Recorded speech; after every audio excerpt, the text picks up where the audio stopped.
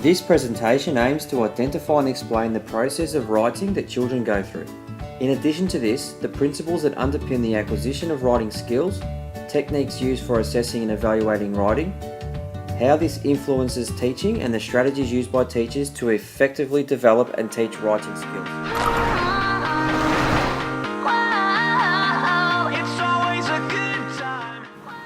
Long before children begin school, they begin to show an interest in writing as they use crayons, paintbrushes and pencils to draw meaningless scribbles, imitating their parents and peers. Writing is a vital skill and serves many purposes throughout a person's academic, social and working life. It is essential for students to learn the acquisition of writing skills beginning in their foundation years and continuing through until they have developed. Tompkins discusses writing as a complex process of producing text, being more than just writing and spelling words correctly. It is about demonstrating the correct use of grammar and punctuation and using the structure of text to appropriately deliver meaning relevant to its purpose.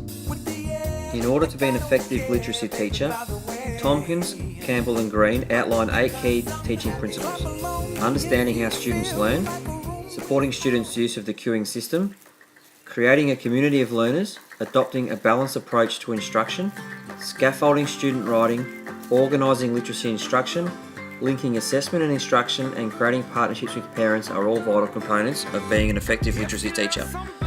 Throughout this presentation, these principles will be further discussed in relation to Theme 1, 2 and 3. Principle 1 outlines that effective teachers understand how their students learn and how this influences the types of teaching approaches and theoretical perspectives that are employed during literacy instruction.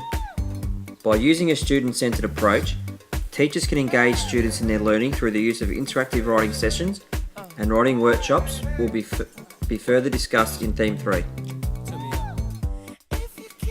It is vital that teachers have an understanding of the systems children use, often simultaneously, when reading, writing, speaking and listening. Buettner similarly separates these systems into 5 areas: the sound, structural, meaning, social and cultural uses and implied meaning features. Through engaging all of these systems, students are able to spell words, add prefixes and suffixes to words, write sentences and ensure that their writing makes sense. The Western Australian Government's First Steps Writing Map of Development Continuum outlines a progression of steps relating to writing acquisition. Writing acquisition consists of 7 stages and begins with the role-play writing phase, where students begin to experiment with marks on paper, emulate adult writing, and are beginning to understand that writing is used to communicate messages.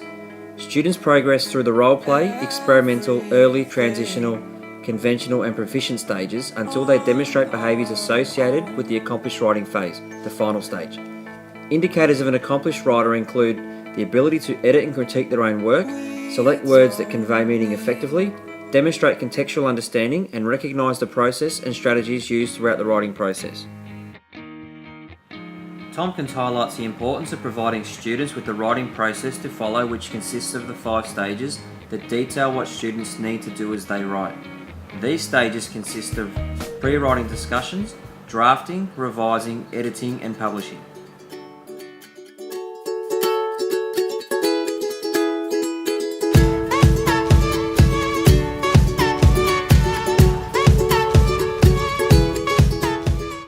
Tompkins, Campbell and Green detail the importance of effective teachers linking instruction and assessment. Assessment is an integral tool for successful teaching and learning. Snowman and Peers discuss assessment as the process of gathering information using a variety of methods to develop a better understanding of what students know and understand in order to make judgments on how to improve subsequent learning.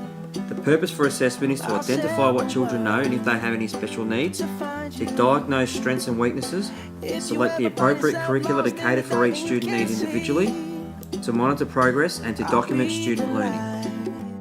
A range of tools exist for assessing students' writing, which include observation, checklists and rubrics. All of these tools should be curriculum-based in order to gather evidence on student achievements and use this information to make decisions on future learning.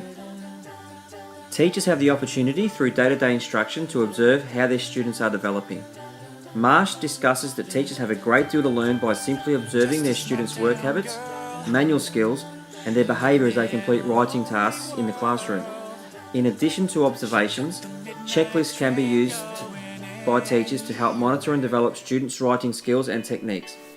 During this method, students are aware of the expectations and the evaluation criteria to complete their work successfully. And finally, rubrics can be created by teachers and students to increase the fairness of grading, and when designed ahead of time, students will have a clear understanding of the expectations on them and have a better understanding of the teacher's feedback.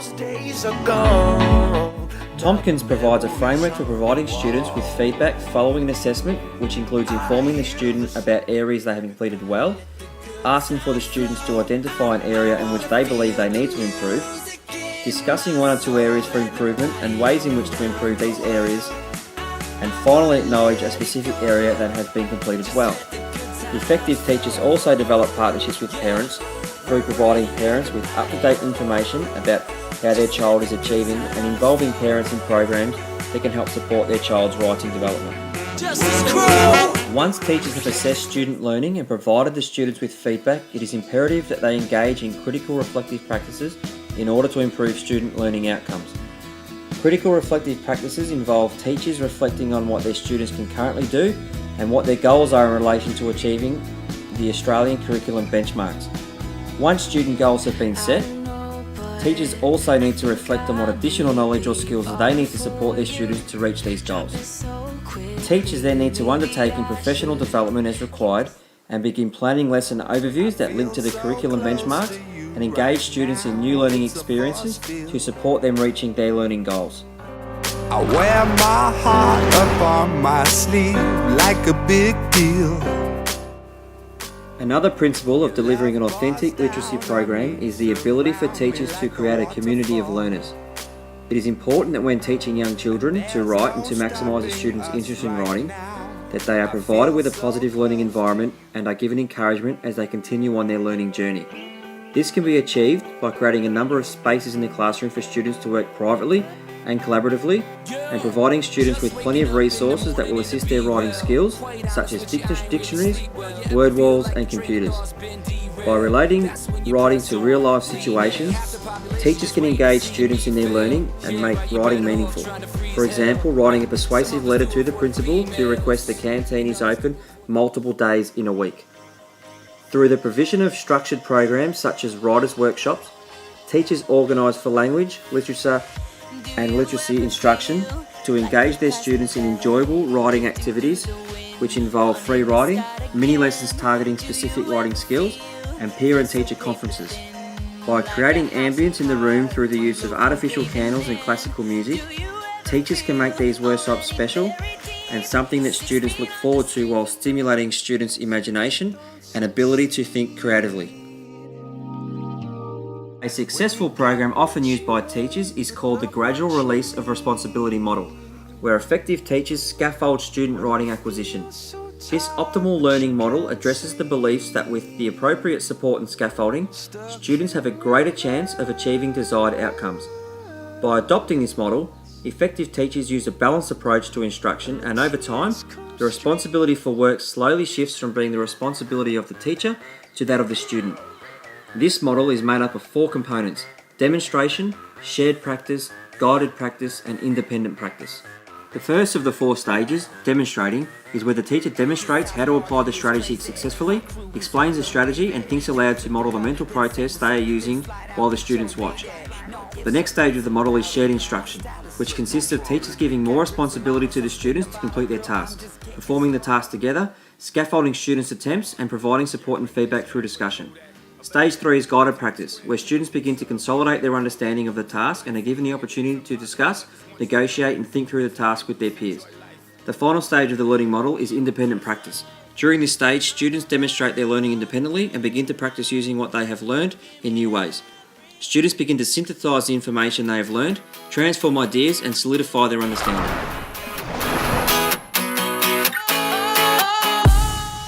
Effective literacy teachers ensure that they are catering to their students' needs through providing them with a balanced approach instruction, a process of writing that students can work through, and utilising assessment as a tool to inform future teaching practice.